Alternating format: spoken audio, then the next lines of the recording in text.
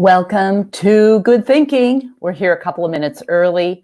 I'm going to invite Professor Kimberly Wehle onto the live stream in just a minute.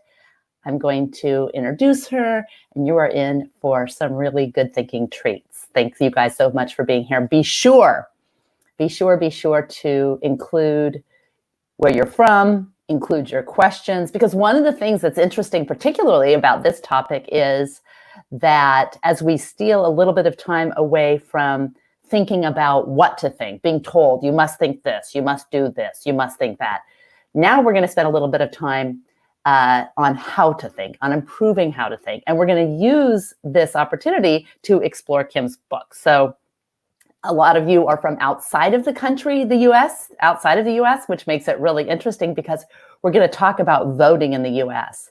And things like, okay, well, if I'm living somewhere outside of the US, why does that matter? Stay tuned. It really does. And if you're in the US, why does it matter? Because it's so easy to be apathetic and it's so easy to be cynical with all that's going on. So I'm going to bring Kim into the studio because we've got 1 minute and then I will introduce her and we will get started. And be sure to say hi and to say where you're from, and to include actually anything that is interesting about where you're from vis-a-vis voting, or questions that you have, or ideas that you have from wherever you're from. Anyway, welcome to Good Thinking. I'm going to bring Kim in. Aha, let's see, add to screen. Let's see if we can do this. Ha! Hi, can you hear me? I can. I can't hear you. Let me see. I can. Oh, that just a bit of a delay. Okay. How are you? I'm wonderful. How are you? Fantastic. I'm going to make an intro. I'm going to read your the little bio that I have. I mean, I could tell you about how wonderful you are and all the personal things that, like, you're a great mother and you're a great friend and you're a brilliant constitutional scholar. But I'm going to tell everyone the official. All right. So Professor Wehle, Kim is a tenured professor of law at the University of Baltimore School of Law, where she teaches and writes on the constitutional separation of powers, administrative law, and civil procedure. And so there's that. Now, she also is a former assistant U.S. attorney and associate counsel in the Whitewater investigation.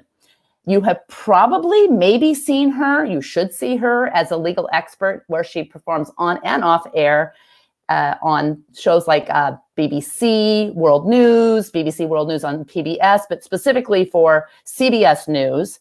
She's also has been on MSNBC, NPR, PBS NewsHour, and Fox News. So the gamut. And then you might have, and if you haven't, you should absolutely read her brilliant writing and commentary on The Bulwark and The Hill, LA Times, The Atlantic. And you should definitely follow her on Twitter at Kim Wehle. And it's not like a whale. I mean, it's said like a whale, but it's Wehle. So, right. There it is. Wehle rhymes with daily. Yeah. Wehle rhymes with daily. Oh, I was thinking like whaley. It's kind of whaley, like, you know, the animal. Yeah, that's what I grew up with, the whale with the E, but I think the daily seems to stick better. So yeah, it probably does. All right. Well, we are here to discuss your book. Yeah. Your fantastic book. Let me see if I can get it in the screen. What You Need to Know About Voting and Why. And I have to say, you know, when I first picked it up or I thought, well, I voted for many years, more than I'm going to admit. I mean, really, is this for me? And then I thought, well, okay, as I'm starting to read it, I'm like, yeah. And then I'm looking and I'm starting to read and I'm like, wait, what? How could I go all these years as a diligent voter and not know some of this stuff? So tell me how I should think. How should people think about this book as they're reading it? And then we'll talk about the takeaways, because a lot of people on LinkedIn Live are not even from the US. Well, I've done some speaking in Europe and shows abroad. And even though people aren't from the US, they're very curious, I've found, about American democracy for a lot of reasons, because what happens here affects the rest of the globe.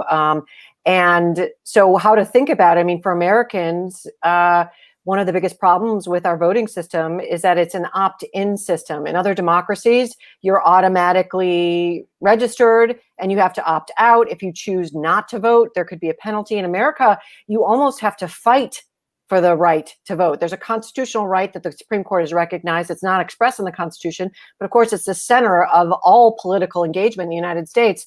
But it's difficult. There are hurdles for many people that have they've had to overcome since the Constitution itself was ratified. So the book kind of is a two-step guide. The first part of it says 50 state survey, how do you register? And then once you've registered, 50 state survey, how do you vote?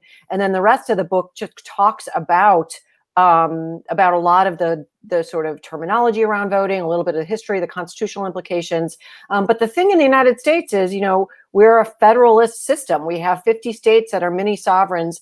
And the way it was set up is that even though the government itself, including the federal government, is government by we the people at the voting booth, every state determines its own procedures for voting. So in the United States, where you live, what your zip code is, will determine how easy or difficult it is to exercise your constitutional right to vote. How much can states manipulate our right to vote? I mean, legally manipulate our right to vote? Because we hear about this, people are accusing the states of voter suppression. I mean, it just seems like you're just accusing and accusing and accusing. States cannot, if you want to vote, you can vote. States can't manipulate our right to vote, not in this country. That's for other countries. No, unfortunately, voter suppression, that's kind of the buzzword. And I know people think some people challenge whether it exists. It's kind of structurally baked into our system. When the Constitution was ratified, the only people who had the right to vote were white men who were wealthy enough to own land. So that was the standard that was set. And then over a couple centuries and some legislation, federal legislation, that voting tent has been expanded to first include white males who didn't have that kind of wealth, then formerly enslaved males, then women, then people who were under the age of between the age of 18 and 21. The minimum voting age was lowered so that people couldn't be sent to war but not be able to vote around the questions relating to war, for example. And then during the civil rights era, we saw restrictions on voting. When we talk about voter suppression, it's not sort of standing at the polls and saying you're not allowed in by virtue of the color of your skin. I mean, that is protected by the 14th Amendment. That is equality on the basis of race. But as a practical matter, because each state makes those determinations, and the secretaries of state, the top person in each state, most states, the top person is the Secretary of State to decide the voting process. Oftentimes they're elected. They tend to come from one political party or another.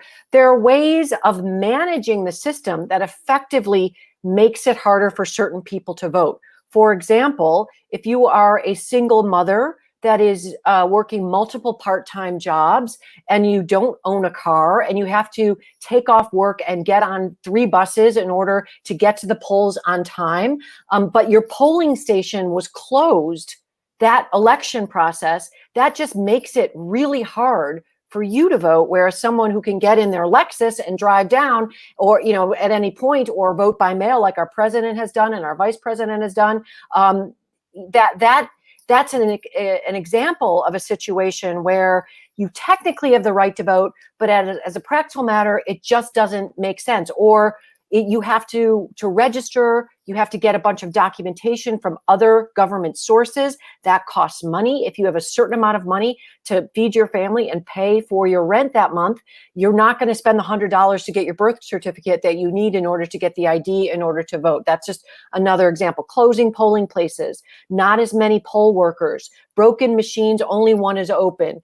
Some of those things just are by virtue of it being a complex system with not enough money and not enough sufficient training. But some of it can be kind of manipulated to just get a certain party or certain candidates over the margin. When you're talking about, George Bush winning the United States presidency, by 537 votes in one state, the state of Florida, that dictated 8 years for the rest of the globe, obviously major changes in the Middle East by virtue of that man being in office.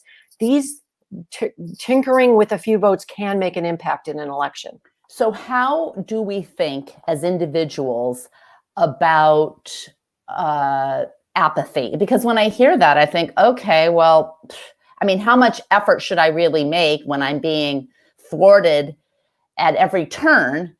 And then you just kind of get to, it's similar to the whole idea of one corrupt politician.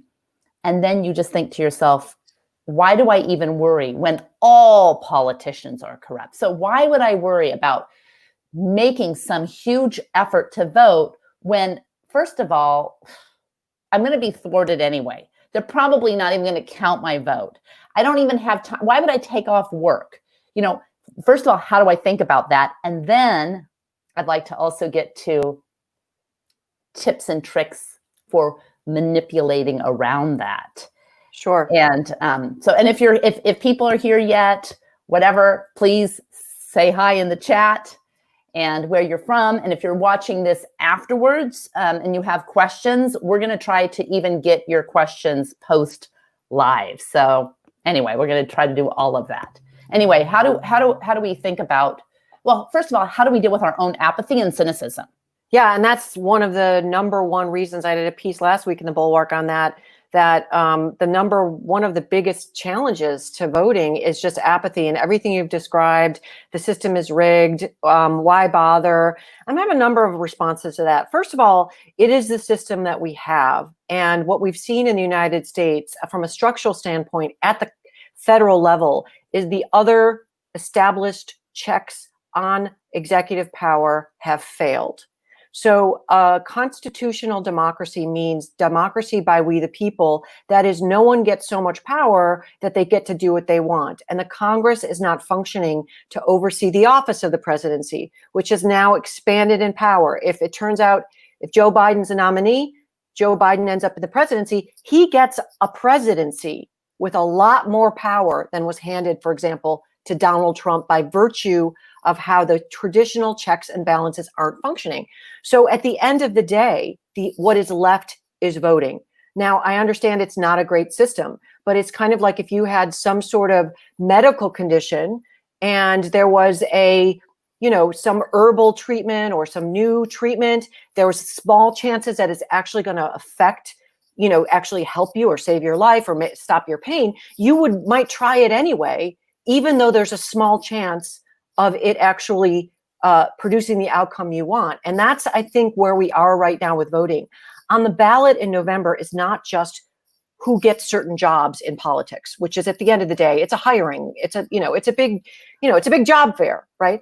But what's on the ballot is whether we, the people of America, are going to continue to choose a democratic way of governing, a democratic political system, or something that approaches more like authoritarian system. That is on the ballot. So just like you might, the chance that your kid's going to get polio is very slim, you're going to give your child the immunization. Most of us do that. Same thing with the flu shot. You're not likely to get audited by the IRS, but we pay our taxes every year. This is that level of fundamental I think, importance in our individual lives and for our children who don't have the ability, unless they're 18, to actually go to the polls for themselves. Number two is, we care about a lot of stuff. We're hearing a lot about police brutality in various United States police forces. Well, it's not just Donald Trump who's on the ballot. In various jurisdictions in the United States, the sheriff is actually elected. So down ballot, down from Donald Trump, all the way down to your community. You care about your schools. You care about your streets. You care about community policing. All of that is also on the ballot. So if you care about climate change, you care about LGBTQ rights, you care about immigration, if we don't have a system where we, the people, actually have a real democracy, none of those things are going to change for you. The last thing is about really privilege. And I know if this is an international audience, when I talk to people that are from other parts of the world, who have either immigrated here or are visiting, they say, listen, Americans don't understand what it's like to live in a democracy that really is not a democracy, where the rule of law isn't real. It's a privilege of American citizenship to be able to cast a vote. And I think honoring that gift and privilege is something that we should do, not just for ourselves, but for the future generations, our own families that we care a lot about. So there's a lot of reasons to do it. And I think the cynicism, there's 100% guarantee if you stay home, nothing will change. And so that syllogism is true. There's a possibility in large numbers, not 45, 55% of Americans. But imagine, Becky, if it were 60, 70, 80, 90% of Americans, then I do think in those numbers, we would see the change that people want, and people are frustrated they haven't seen. One of the things I think that you touched on is just the overwhelm right now. And, people say now more than ever. Well, if you look back at history, it's very easy to see this moment in time is seminal in a way that it wasn't before. And so then people say, okay, well then right now I'm going to focus on marching for this or putting up signs for that. But I'm wondering how to cut through some of the emotional weeds to think more clearly about tactical things that can be done. So for example, if today I have an option to march against police brutality, or B, I'm going to do something to prepare myself to be able to vote in November, because I really don't have a lot of mind share to think about a lot of other things. What are some tactical things that I could do right now today? Now, for me, I'm in Oregon, so I can just vote by mail. And we'll talk about how sneaky we can be voting by mail, because so far I have not been able to find a way to vote by mail in a sneaky way. So maybe there's some tips or tricks that I can actually do the mischievous things that Donald Trump is accusing us of, those of us who vote by mail, for doing. But what can I do today? I'm going to be able to march today, or I'm going to be able to do something to prepare myself for November. What are like 3 things I should do today? Easy things. Easy thing number one is, and I have the links in my book, but to get on the Secretary of State's website for your state. That will have the most accurate, up-to-date information about the changes in voting for your state under COVID. I also have it on my website, kimwehle.com, for COVID. And register to vote by mail. There's only 5 states at this point that look like they will require people to physically go to the polls. But the problem is, Becky, it's like if you're having a wedding reception, you need the RSVPs in advance to tell the caterer how much food to order. And if everyone right now told their state, listen, I plan to vote by mail, they could then order the ballots, multiple languages. It has to have happen. They're third-party vendors. So that's number one. And if you're already registered to vote, just double check. You put in your zip code usually and pull up your information. Make sure you're already registered. And I would say grab a person that's not used to voting, that has the cynical person. So okay. you could take half your day and go on the protest. I live outside Washington, D.C. My kids have gone. I think that's very important. But find one person. If our 55% of voter turnout for the last election, if that doubled, that's substantial. Every person found one person. So that I would say is the most urgent thing. And you can do that in 15, 20 minutes. So the other stuff's important too, but this is not hard. So let me get clarification. So if they go to kimwehle.com, they can look at they can find their state and find a link to this. In my book, there are links to every state. On kimwehle.com, if you click on the book link, I have a PDF that tells you what's the latest on COVID in your state. Okay. And there are some links on there, but to be 100% accurate, get into Google or whatever your search engine is. Say you live in Michigan. Secretary of State, Michigan. You live in New York. Secretary of State, New York. Then find the link that talks about elections. All of the updated information should be there. But if you're interested in a quick fix, like what has my state done to address the pandemic, it is on my website. There's a PDF that's updated every week and it's you'll see a map, a drawing with a goose next to it. I have all these beautiful illustrations in my book for my good friend Penny Ross Burke, who did the illustrations. But if you click on that illustration, it will pull up a PDF of a 50-state survey. But for your state, to find out about you specifically, go to your Secretary of State's website for your state. Just Google that, and you can find the information you need for you personally. Because I think sometimes when people think the COVID solution, just seeing the word COVID creates so much cognitive friction that you have to hear COVID, you have to then make the connection between COVID and voting, and then you just peace out. So I'm going to scrape the COVID out of this and say, regardless of COVID, regardless of any pandemic, regardless of anything else going on, one could go on to the website in their state and find out how, with the exception of 5 states, how to register now to vote by mail, even if your state doesn't have vote by mail officially. Is that correct? Well, no, what I'm saying is most states have vote by mail. Most states, you need an excuse. I'm elderly. I live in Tahiti or whatever. I'm not on the, I'm in the military. And because of COVID, those states that need these other excuses have said, you know what, we're going to add COVID to the list. Got it. So you might be in a state where you're not used to voting by mail. You've never had, it's not available to you. It's not like in Oregon. What I'm saying is things have shifted. So it's a little hard to detach it from COVID. The states are trying to make it safe so you don't have to decide, listen, I exercise my constitutional right to vote. I care a lot about this election. These issues matter to me. But if I do it, I could get sick and sicken my family. That is not a fair choice. I think that's not that. I don't want to make that choice. That's a tough choice to have to make. So states are opening things up to allow mail-in that normally wouldn't be allowed because of COVID. There are lawsuits pending, like Texas, for example. The Republican Party has challenged that adding COVID to a reason to vote by mail. So some of this could change between now and November. This is why I update my website.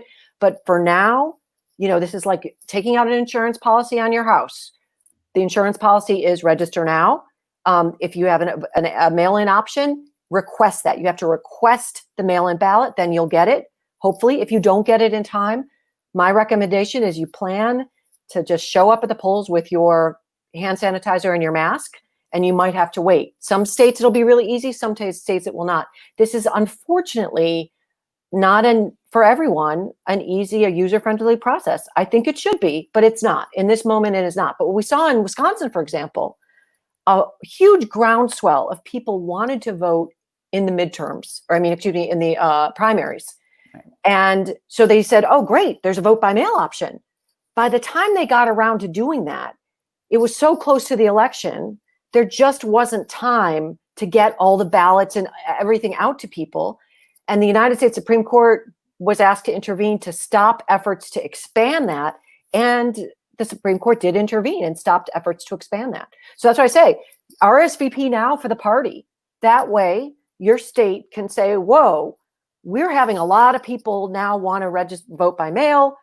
We're going to order up the caterer now to make sure there's enough mail-in ballots and there's enough people to certify this, make sure that these are legitimate ballots. They have to be trained. They're, handwriting experts, however the state does it. All of that has to happen between now and November. And that takes planning, that takes money, that takes training, that takes a heads up. And that's why I'm saying, do it now, not just for yourself, but grab somebody else, get the message out. It's absolutely vital. Again, you might love this president, you might hate this president. Most of us do want to keep American democracy itself. Most of us don't want to see more of a tyrannical, authoritarian kind of government. I'm not talking about any one person. If you agree with that, then if you agree with that basic principle, it's worth keeping American democracy, you need to vote in November. Well, I love the idea of even kind of borrowing COVID. I mean, this sounds very cynical, but it's practical. And that is, if you are out marching and are really not concerned with COVID, but you're not marching and you're not concerned with COVID, you're just going to your job, but your job has never really allowed you to get out and vote because you don't have the day off. You can't take the time off. Register now for mail-in voting and pretend you care about COVID, because that's your excuse to use to get to be able to vote by mail. Right. Like, that is your excuse. Maybe you don't have childcare, it's too far. You're in Kentucky, they've closed all the polling stations. Right. You might not worry, but you will have fewer options on November 3rd. We saw this in Georgia. We saw it in Wisconsin. Fewer polling stations, longer lines, fewer poll workers. A lot of our poll workers they're seasonal. They tend to be elderly, more at risk to get the virus. They just can't staff up. It's going to be a nightmare. Just imagine, you go to Costco or the DMV and the line is down the street. No one wants to do that. Get your fast pass from Disney. You want to wait you want to get on the ride and the fast pass line, not wait for 2 hours to get on the new roller coaster. You want the fast pass?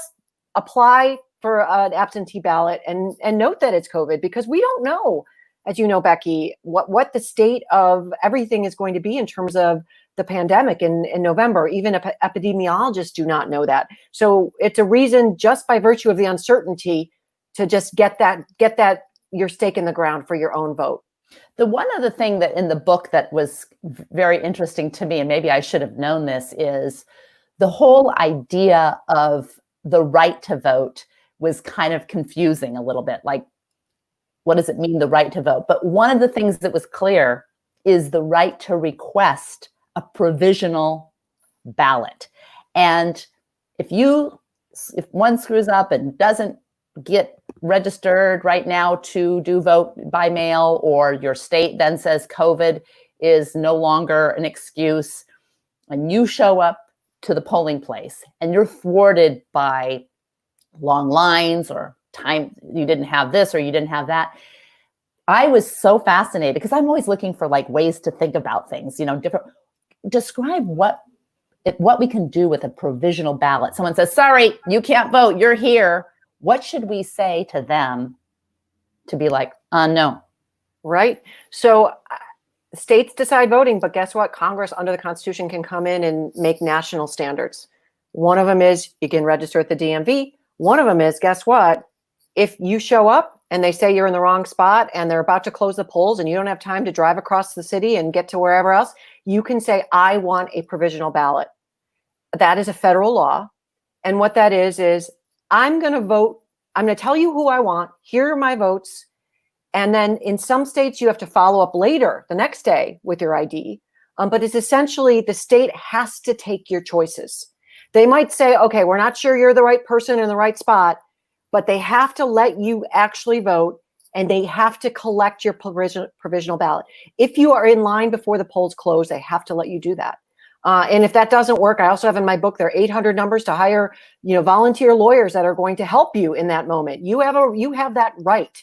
And the only thing to keep in mind is that if you end up in that situation, get back on your Secretary of State's website or my book. My book will explain this state by state, and it will to find out whether you then need to follow up with more information. Some states will count your vote. Some states say, you know what, we want you to show your ID in a PDF, or you need to fax it or something. So double check that that's what your state requirements are. But the bottom line is, register now, request an absentee ballot. If that is thwarted, plan to show up. If you show up and they still turn you away, ask for a provisional ballot. It's basically that 4-step process. Well, one of the things I was thinking about would be that, obviously documenting, everyone's a documentarian, so have your cell phone. Be sure you also indicated that there are some outfits that you can't wear, so they could turn you away for other things. So what are some things to be aware of that you mentioned in the book, which I was like, oh my goodness, that you should, be there before the ballots close, even if the line is long. If you're there and you can document that you're there before the time, you have your phone, you can document that you're there. But what should you not wear? And I know it's state by state, but just to be on the safe side, what should you not wear to the polling? You don't wear political gear, like you don't wear vote for Trump or vote for Biden. Some places, you'll have to turn that shirt inside out, believe it or not. And most places, if you show up with your driver's license, you should be fine. So I think that's important to keep in mind. Or things get trickier is if you show up with your college ID. Texas, for example, a student can't use a University of Texas ID, but could use their gun license. And this is where we get into some tricky stuff with respect to identification requirements. But if you have a passport, that's gold. Show up with that, wear plain clothing, bring a granola bar and some water and some hand sanitizer and a mask and maybe some good music, and plan to just protect your right. I think in this moment, this is not a time where we can expect government to fix this between now and November. There's a lot of problems with the voting system. There's a lot of feelings around how it's working, and that's fine. This is a moment to take your right in your own hands. It's your responsibility. Just like you might go out and march on the mall and it's a hot day. You're going to have all this backup. You're going to have in your backpack whatever you need, the wipes for your kid and the goldfish and whatever. That's what this is with respect to voting in November in a pandemic. You got to plan ahead. And I'm telling you, it's worth it. It's worth it to protect the institution of Republican democracy itself. Because if there's not a serious turnout, and if there's real questions about the American people's apathy for democracy, what we will see is a challenge to the integrity of the system itself, that American voting is not to be taken seriously. And once that happens, the kind of government that will come and fill that vacuum, I guarantee it, is not going to be a good one. It's not going to be one we prefer to what we have right this instant. If you like what we have, vote to protect that. I mean, and vote whoever you want to vote for. That's not my point here. The point is to protect the system. But on that, I like these practical tips. There are some websites that also will produce a ballot if you put in your address. They'll say, this is everyone that's on the ballot in your town, all the way down to local officials. Here's their official platform. I think that's really helpful too. Some people say, oh, well, I don't want to expand the tent to more voters because people don't know what's going on. They're not uninformed.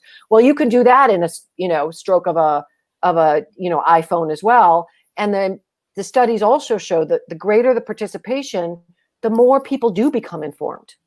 The more people do if they think it's optional, it doesn't really matter. They don't pay attention. But if this becomes culturally something we do, we talk about it. Like in Australia, it's mandatory. It's a party on a Saturday. They have barbecues. It's a celebration of this gift that we have of the right to vote in America. I love that when you talked about this whole celebration, but also, the whole idea of opting in versus opting out. And we see this in so much social, so much policy and so many, even within companies, you have to opt out for your IRA. You have to opt out for your savings, whatever.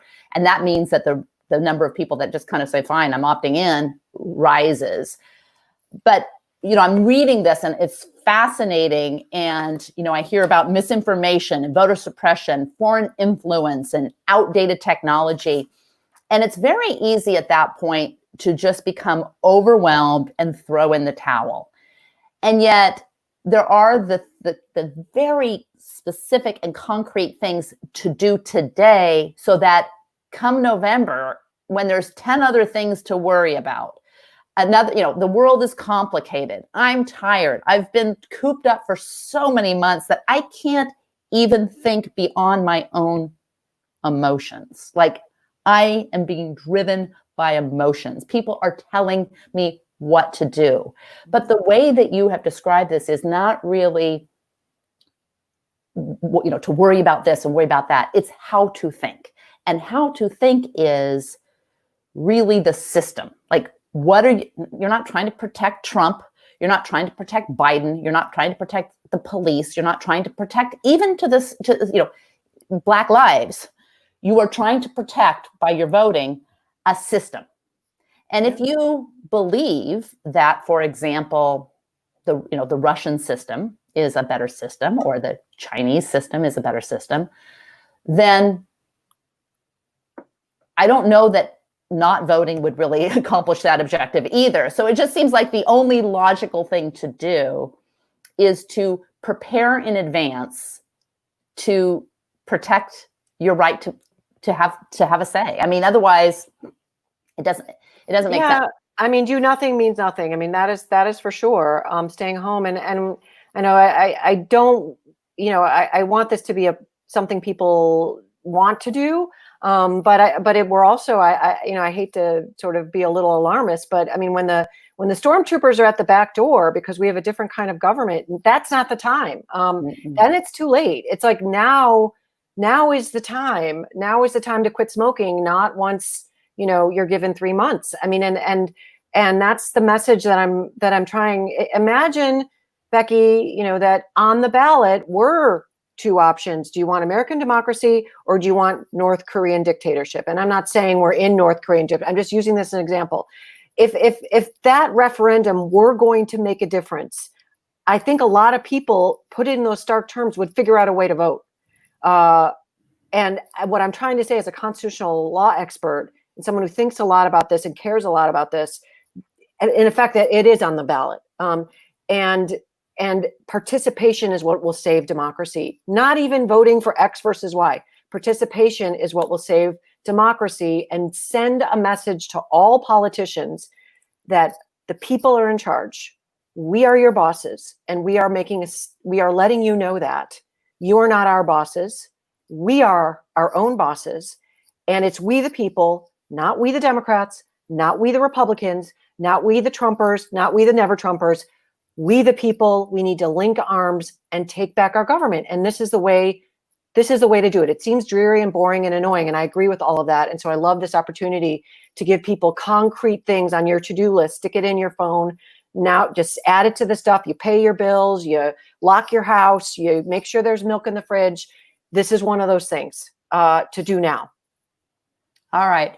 And when the final question is regarding registering to vote by mail, which I think is just such a low-hanging fruit. I mean, it's just like, it's not even as complicated as paying a bill.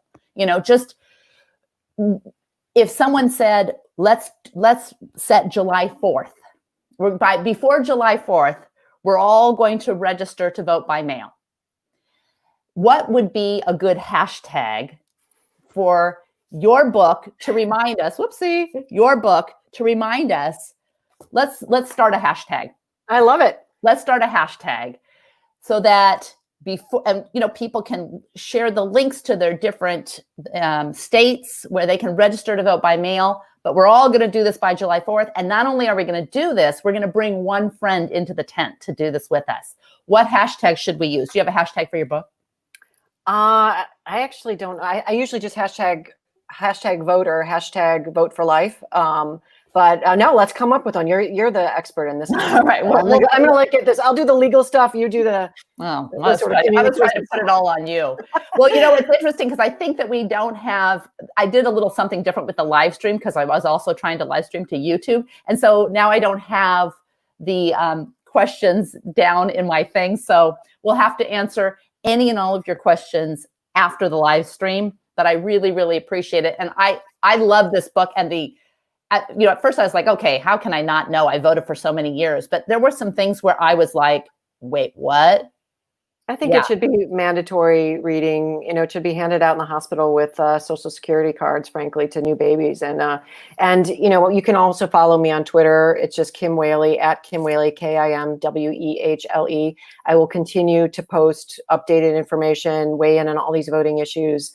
And so that's another place. Of course, it has links to my book. That's another place to get information going forward. And my website. I also have a Facebook page, Instagram, all of that. But thanks for the opportunity, Becky. And I love the fact that we both share the passion for learning how to think, not to what to think, because no one likes to be told what to think.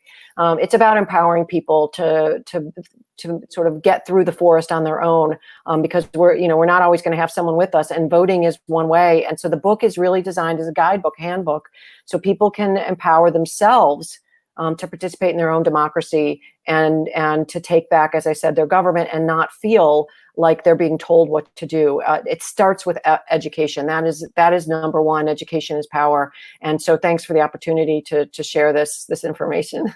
Fantastic. Okay, we'll come up with the hashtag. Thanks, guys. I really appreciate y'all being here. Thank you. Now go register to vote by mail today. Bye.